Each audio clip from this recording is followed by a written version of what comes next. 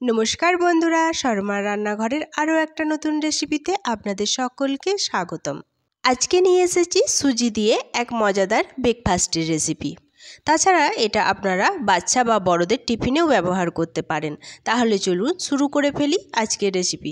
আজকের রেসিপির জন্য প্রথমে এখানে একটা আমি প্যান বসিয়ে দিয়েছি ওভেনে।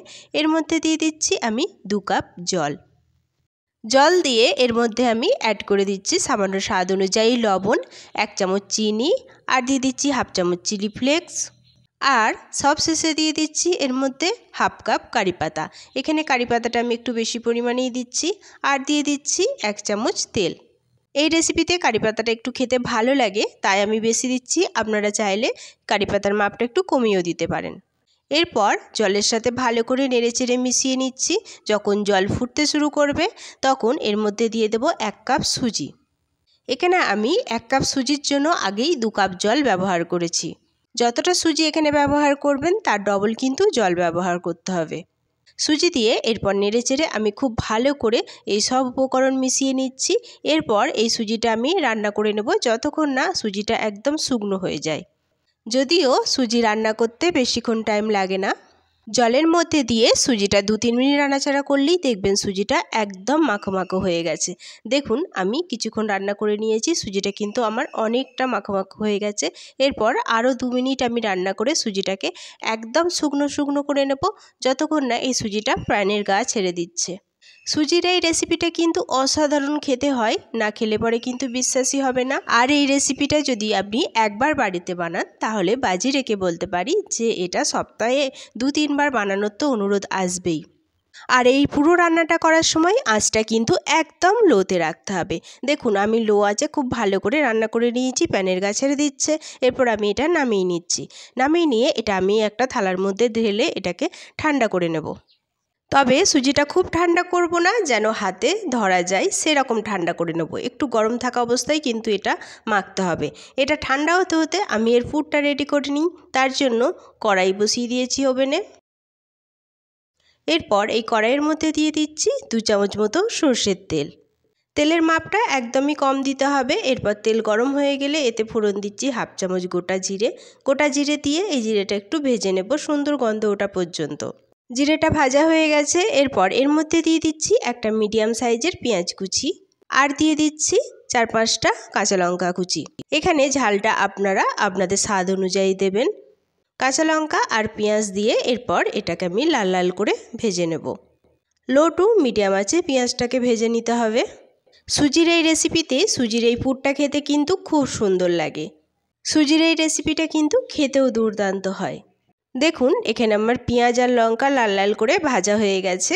এরপর আমি এর মধ্যে কিছু গুঁড়ো মশলা অ্যাড করব। প্রথমে দিচ্ছি হলুদের গুঁড়ো, তারপরে দিচ্ছি জিরের গুঁড়ো, সামান্য একটু ধনিয়া গুঁড়ো, আর একটু কাশ্মীরি লঙ্কার গুঁড়ো, অল্প একটু গরম মশলা, আর সবশেষে একটু চাট মশলা, আর দিয়ে দিচ্ছি স্বাদ অনুযায়ী লবণ। এরপর এই মশলাগুলো আমি খুব ভালো করে ভেজে নেব। এই ভাজার সময় মশলাতে জল দেওয়ার প্রয়োজন নেই, জাস্ট একটু নেড়েচেড়ে মশলাটা ভেজে নিয়ে এর মধ্যে দিয়ে দিচ্ছি একটা আলু। এখানে একটা বড় সাইজের আলু আমি সিদ্ধ করে রেখেছিলাম আগেই। সিদ্ধ করার পর এটাকে হাতে করে ম্যাশ করে নিয়েছিলাম, সেই আলুটাই আমি এর মধ্যে দিয়ে দিচ্ছি। আলু দিয়ে এরপর এটা মশলার সাথে খুব ভালো করে মিশিয়ে নিচ্ছি। এখানে আমি গুঁড়ো লঙ্কা অ্যাড করিনি, আমি ঝালের জন্য শুধুমাত্র কাঁচা লঙ্কা অ্যাড করেছি বেশি করে। আপনারা যদি চান তাহলে কাঁচা লঙ্কার পরিমাণটা কমিয়ে এখানে সামান্য একটু গুঁড়ো লঙ্কাও অ্যাড করে দিতে পারেন। দেখুন এখানে আলুটা আমি ভালো করে মশলার সাথে মিশিয়ে নিয়েছি। এরপর মশলার কাঁচা গন্ধ কেটে যাওয়া পর্যন্ত এই আলুটা আমি খুব ভালো করে নেড়েচেড়ে রান্না করে নেব। 2 থেকে 3 মিনিট আমি ভালো করে আলুটা নাড়াচাড়া করে নিয়েছি। এরপর ওপর দিয়ে দিচ্ছি সামান্য একটু কোচানো কারি পাতা। কারি পাতা দিয়ে এটাকে নেড়েচেড়ে আবারও মিশিয়ে নেব। এখানে আপনারা কারি পাতার বদলে সামান্য একটু ধনিয়া পাতাও অ্যাড করতে পারেন। কারি পাতা দিয়ে খুব ভালো করে মেশানো হয়ে গেছে, আর এই আলুর পুরটা কড়াই থেকে ছেড়ে দিচ্ছে। এটা খুব ভালোভাবে রান্না হয়ে গেছে। এরপর আমি এটা নামিয়ে নিচ্ছি। এদিকে আমাদের সুজিটাও ঠান্ডা হয়ে গেছে, তবে খুব ঠান্ডা হয়নি, সামান্য একটু গরম আছে, যেটা আমাদের হাতে সহ্য হবে। আর এই সুজিটা আগেই বলেছি একটু গরম রাখতে হবে, একদম ঠান্ডা হয়ে গেলে ভালো লাগবে না এটা মাখতে। একটু গরম অবস্থাতেই এটা ভালো করে মেখে নিতে হবে। দেখুন এইভাবে আমি যেভাবে মাখছি এইভাবে এটাকে 1 থেকে 2 মিনিট ডলে ডলে মেখে নিতে হবে। সুজিটা এইভাবে ভালো করে মেখে নিলে সুজির ব্রেকফাস্টগুলো খেতে খুব নরম হয় আর এটা খেতেও খুব সুন্দর হয়। দেখুন আমি 2 থেকে 3 মিনিট খুব ভালো করে মেখে নিয়েছি। আমার একটা সফট ডো তৈরি হয়ে গেছে। এরপর এই সুজির ভেতরে পুর দেওয়ার পালা। তার জন্য আমি পুরটা একটা বাটির মধ্যে নিয়ে নিয়েছি আর পুরটা ভালো করে ঠান্ডাও করে নিয়েছি। এরপর সুজির এই ডো থেকে অল্প একটু আমি লেচির আকারে ডো নিয়ে নিচ্ছি। তারপর এটাকে হাতে করে এভাবে গোল করে নিচ্ছি। এইভাবে সব কটা লেচি আমি কেটে নেব। এইভাবে সব কটা লেচি আগে থেকে কেটে নিলে এদের সাইজ আর শেপটা কিন্তু সমান আসে। আপনারা যদি চান তাহলে একটা একটা করেও করতে পারেন। দেখুন এখানে আমার সব কটা লেচি কাটা হয়ে গেছে। এরপর এখান থেকে আমি একটা লেচি নিয়ে এইভাবে হাতের সাহায্যে একটু গোল করে নিচ্ছি। গোল করা হয়ে গেলে এর মিডিল পোর্শনে এইভাবে চাপ দিয়ে একটু বাটির মতো করে নিচ্ছি যাতে পুর দেওয়া যায়। দেখুন এইভাবে আমার বাটির মতো করা হয়ে গেছে। এরপর এর মিডিল পোর্শনে আমি যে পুর করে রেখেছিলাম সেখান থেকে 1 চামচ পুর নিয়ে এতে দিয়ে দিচ্ছি। পুর দিয়ে এরপর এটাকে আমি মুড়ে দেব। তার জন্য এর সাইডের অংশ ধরে এইভাবে এটাকে চেপে জয়েন্ট করে নিচ্ছি। নর্মাল আমরা যেরকম পুর দেওয়া কোনো জিনিস তৈরি করি সেরকমভাবেই এটাকে তৈরি করে নিতে হবে। এর মুখটা খুব ভালোভাবে দেখুন সিল করে দিয়েছি। সিল করা হয়ে গেছে। এরপর আমি এটাকে হাতে তালুর মধ্যে দিয়ে প্রথমে একটু গোল করে নিচ্ছি। এই প্রসেসটা খুবই সহজ, সকলেই করে ফেলতে পারবেন। দেখুন এখানে গোল করা হয়ে গেছে। এরপর এর মিডিল পোর্শনে চাপ দিয়ে এটাকে হাতে করে একটু চ্যাপ্টা করে শেপ দিয়ে নিচ্ছি আর এর সাইডগুলো একটু চেপে দিচ্ছি। দেখুন এখানে আমার একটা সুন্দর করে শেপ দেওয়া হয়ে গেছে। এরপর আমি এটা একটা পাত্রের মধ্যে রেখে দিচ্ছি। সেম প্রসেসে আমি বাকিগুলোকেও পুর দিয়ে শেপ দিয়ে নিচ্ছি। দেখুন এখানে আমার সবগুলো পুর দেওয়া হয়ে গেছে। এরপর যাই পরবর্তী স্টেপে। তার জন্য ওভেনে আমি একটা প্যান বসিয়ে দিয়েছি। এই প্যানের মধ্যে দিয়ে দিলাম 1 চামচ মতো সাদা তেল। আমি এখানে সাদা তেল দিচ্ছি, আপনারা এটা বাটার বা ঘি দিয়েও ভাজতে পারেন। তেল দিয়ে তেলটা খুব ভালো করে চাড়িয়ে দিচ্ছি প্যানের গায়ে। আর এই রেসিপিতে তেল খুব একটা লাগে না, 1 থেকে 2 চামচ তেল হলেই কিন্তু রেসিপিটা খুব ভালোভাবে হয়ে যায়। এরপর আমি এক এক করে যে সুজির টিফিনগুলো তৈরি করেছিলাম সেইগুলো এই প্যানের মধ্যে দিয়ে দিচ্ছি। প্যানের মধ্যে সুজির টিফিনগুলো দিয়ে আমি লো আঁচে 2 থেকে 3 মিনিট করে ভেজে নেব। এই টিফিনগুলো অল্প তেলে ভাজছি আর এটা সুজি দিয়ে তৈরি, তাই এটা স্বাস্থ্যের পক্ষেও কিন্তু খুব হেলদি।